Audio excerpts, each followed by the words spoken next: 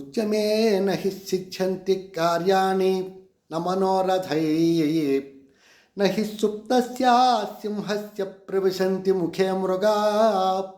అంటే ఈ లోకంలో ఎటువంటి కార్యక్రమమైనా సరే, ఎటువంటి పని అయినా సరే మానవ ప్రయత్నంతో మనం పూర్తి చేసుకోవాలి తప్ప మనసులో అనుకున్నంత మాత్రాన ఆ పనులు జరగవు.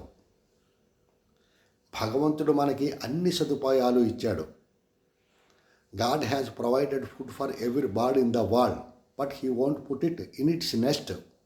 అంటే ప్రతి జీవికి, ప్రతి పక్షికి భగవంతుడు ఆహారాన్ని సమకూర్చాడు.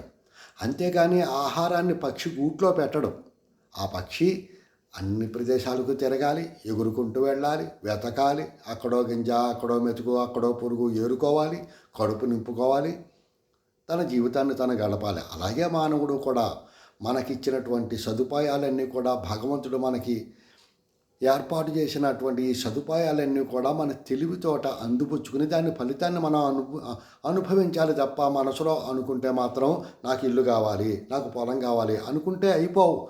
నీకు ఏ కోరిక ఉందో ఆ కోరిక నెరవేర్చుకోవడానికి నువ్వు కృషి చేయాలి. కృషితో నాస్తి దుర్భిక్షం. పని చేసేవాడికి ఎప్పుడూ కూడా దుర్భిక్షం ఉండదు, కష్టాలు ఉండవు, పేదరికం, దరిద్రం ఉండదు. కాకతాళీయ సత్ప్రాప్తం దృష్ట్వాతు నిధిమగ్రతః న స్వయం దైవమాదత్తే పురుషార్థమపేక్షతే. భగవంతుడు మరొకవేళ మనకి సహాయం చేయదలుచుకున్నా ఏదో నిధి మనకి ఓ మూట కానీ ఏదైనా కానీ మనకు కనపడేలాగా అటువైపు వెళ్ళేలా చేస్తాడు ఆయన. ఒకవేళ మనం అంతగా అదృష్టం ఉంటే, అదృష్టం అందరం ఎక్కిస్తానంటే బుద్ధి బురదలోకి లేగిందట. భగవంతుడు మనకి అక్కడికి వెళ్ళేలా చేసి మనకి కనపడేలా చేస్తాడు. ఆయన వంతంతే. మనం పురుషార్థమే నస్వయం దైవమాదత్తే. అంతేగాని ఆ మూట మన చేతిలో పెట్టడు ఆయన. నువ్వు వెళ్ళాలి, చక్కగా అదేంటో చూడాలి, తీసుకోవాలి, ఆ ఫలితాన్ని నువ్వు గ్రహించాలి. అంతేగాని ఆ మూట తెచ్చి చేతిలో పెట్టడం అన్నది మాత్రం జరగదు. పూర్వం నహి సుప్తస్య సింహస్య,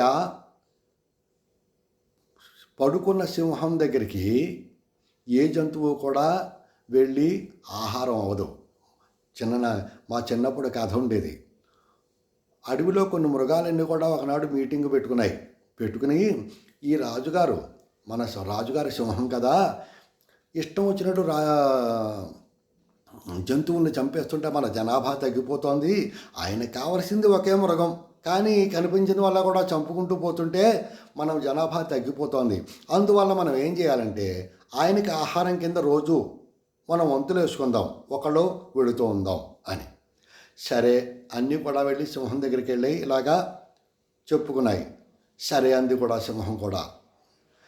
అలాగే రోజు వెడుతున్నాయి. ఆఖరికి ఒకనాడు ఒక కుందేలు వంతు వచ్చిందిట. కుందేలు వంతు వస్తే పాపం ఆ కుందేలు బాధపడింది. అయ్యయ్యో, నా జీవితం ఎలాగా, అయినప్పటికీ నేను ఎందుకు సింహారానికి అలా వెళ్ళి సింహానికి ఆహారం అవ్వాలి, దాని గుహలోకి వెళ్ళి దాని నోట్లోకి నేను ఎందుకు వెళ్ళాలి అనుకుని ఒక తెలివి ఆలోచించింది. లేటుగా వెళ్ళిందిట, చాలా ఆలస్యంగా వెళ్ళిందిట. సింహం చాలా కోపంగా ఉంది. వెంటనే ఈ కుందేలును చూసి, నీకెంత పొగరు, ఇంత ఆలస్యంగా వస్తావా అని తిట్టేసరికి అప్పుడు కుందేలుతుట, ఏమండి నేను సమయానికే బయలుదేరాను, దారిలో ఇంకో సింహం వచ్చి నేను దానికి చెప్పా, నేను మా రాజుగారి దగ్గరికి ఆహారం అవడానికి అడుగుతున్నానంటే, అది మీ రాజుగారు అవడు, ఈ రాజ్యానికి నేనే రాజుని, నువ్వు నాకే ఆహారం కావాలనేసరికి నేను ఎలాగో అలాగే దాన్ని తప్పించుకుని వచ్చానండి, అందువల్ల ఈ లేట్ అయిందనేసరికి అప్పుడు ఆ సింహం అత్తరి ఇంకో రాజు అవడు చూపించి నాకు అని చెప్పేసరికి ఈ కుందేలు ఈ సింహాన్ని తీసుకెళ్ళి ఓ నూతిలో చూపించిందిట. ఆ నూతిలో ఈ సింహానికి తన నీడ తను చూసింది.